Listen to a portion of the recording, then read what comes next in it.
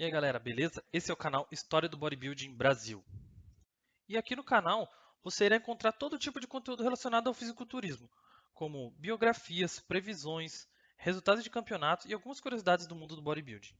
Antes de iniciar o vídeo, eu gostaria de apresentar. Meu nome é Caio, eu tenho 27 anos e assim como a maioria de vocês, eu também sou mais um apaixonado por fisiculturismo. Eu também faço academia, mas é bem tranquilo, assim, nada com foco competitivo mesmo. E eu sou mais como torcedor mesmo. Eu adoro bodybuilding.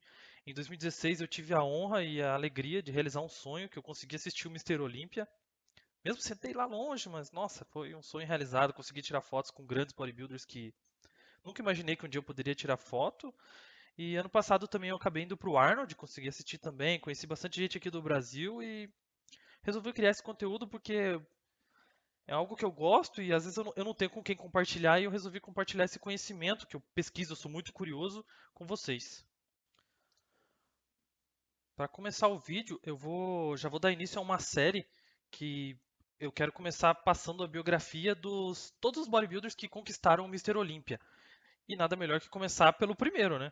E em 1965 foi o primeiro campeonato Mister Olímpia e o campeão foi Larry Scott. Larry Scott, ele foi nascido em 12 de outubro de 1938 e infelizmente ele já faleceu em 8 de março de 2014. Larry Scott, ele tinha alguns apelidos que o povo gostava de chamar ele, que seria The Legend ou Golden Boy, traduzindo seria a lenda ou o garoto de ouro. Ele foi um bodybuilder profissional e foi o primeiro campeão do Mr. Olympia no ano de 1965, conforme eu falei anteriormente. O seu nome é Larry D.E.E. Scott. Ele nasceu em Pocatello, Idaho. Ele começou a treinar já com 16 anos de idade. E aos 20 anos, em 1959, ele venceu o seu primeiro campeonato, seria o Mr. Idaho. Em 1960, quando o Larry Scott decidiu que era isso que ele queria ser um bodybuilder profissional, ele decidiu se mudar para a Califórnia, isso em 1960. E ele, logo chegando lá, ele já conseguiu vencer o Mr. California, que daí já era um torneio um pouco mais competitivo, pelo fato de a Califórnia ser praticamente conhecido como o berço do bodybuilding, sabe? E um pouco da sua vida pessoal, Larry Scott teve 5 filhos. Ele também fez algumas participações em filme. Ele fez um filme chamado Muscle Beach Party. E nesse filme foi basicamente uma pontinha ali. Ele era só um bodybuilder, não era diretamente o ator principal da série, mas já foi um início e não sei o porquê, mas ele não deu continuidade nessa carreira. Larry Scott ele foi treinado pelo Vince Gironda, que é um guru, acho que um dos primeiros, é um dos maiores gurus do século passado, aí, década de 60, 50, né? O cara criou exercícios, o cara, quando quase não tinha informação, o Vince Gironda era um dos pioneiros, assim. E ele também, o Larry Scott, né? Fez trabalhos como modelo nos anos 60, apareceu em algumas capas de revista, e o seu título hoje de maior história seria o Mr. Olympia de 1965, que foi na data de 18 de setembro de 1965. E ele também venceu 2 vezes seguida, né? Que ele venceu em 1966 também, no ano seguinte. Contando um pouco a história do Mr. Olympia, ele foi uma criação do Joey Wilder e o seu irmão Ben Wilder, que eles acabaram criando a IFBB para disputar, como se fosse disputar com a NABA, né? Ele criou uma nova federação. E a NABA, ela já tinha um campeonato muito mais antigo, de muito mais tradição, que era o Mr. Universo. E então, no lançamento do primeiro Mr. Olympia, ele foi permitido que os campeões do Mr. Universo pudessem competir um contra o outro pelo título. Em 1965, foram 3 competidores. E na ordem, finalizaram assim: Larry Scott em primeiro, Harold Poe em segundo e Earl Maynard em terceiro. Já em 66, foram 4 competidores. E onde já começou a aparecer uma lenda, que será um assunto do próximo vídeo, já adiantando. Em primeiro finalizou Larry Scott, em segundo, novamente, Harold Poe, em terceiro, Elmar Knight e em quarto, Sérgio Oliva. Eu gostaria de falar também algumas curiosidades a respeito do Larry Scott. Ele foi o primeiro bodybuilder a ter 50 centímetros de braço. Você já imaginou? 50 centímetros de braço em 1960, quando o conhecimento era nulo, conhecimento tanto de nutrição quanto de treinamento. O treinamento eles já tinham uma base boa, assim, tanto que a maioria dos treinamentos que fizeram naquela época só mudaram um pouco hoje e colocaram os nomes mais industrializado, mas o treinamento já era bom.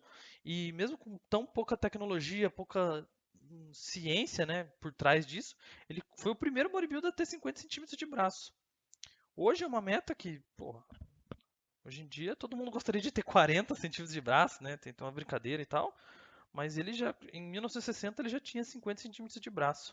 Talvez em campeonato, quando ele tá. Isso em off ele registrou isso. Em campeonato ficava entre 48 e 49. Depende do pump ali, depende do dia, né? Como foi o carb up e tal. Mas um grande feito que o Larry Scott conseguiu alcançar, até pela época também, né? Ele foi o primeiro a vencer o Mr. América, o Mr. Universo e o Mr. Olímpia, que basicamente são os três maiores títulos de importância na história do bodybuilding, assim.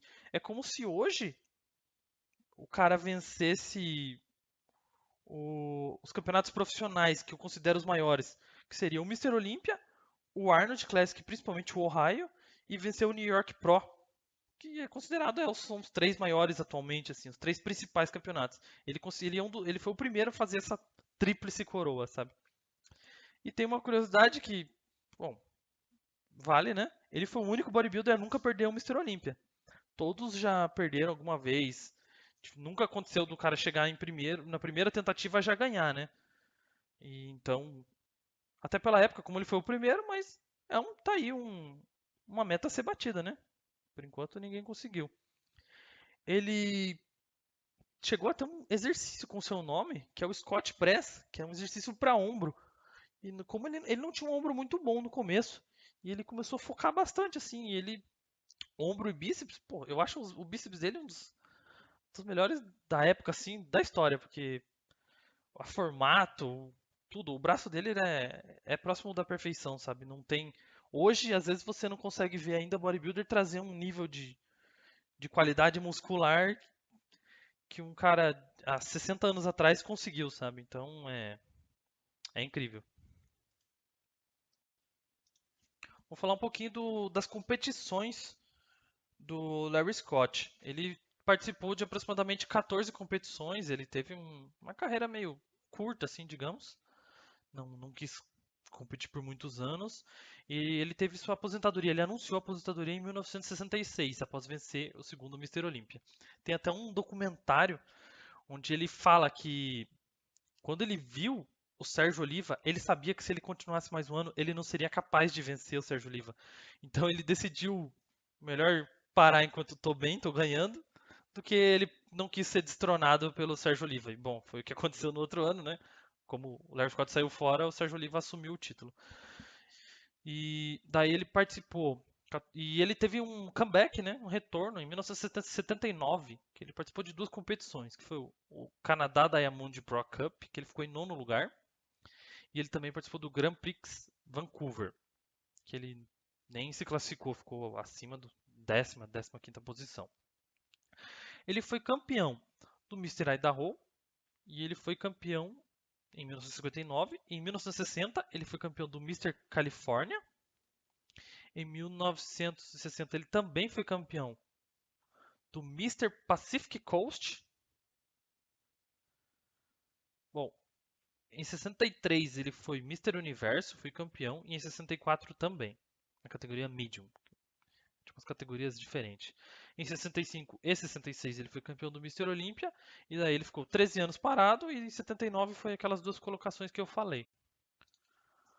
Agora vamos para as medidas de Larry Scott.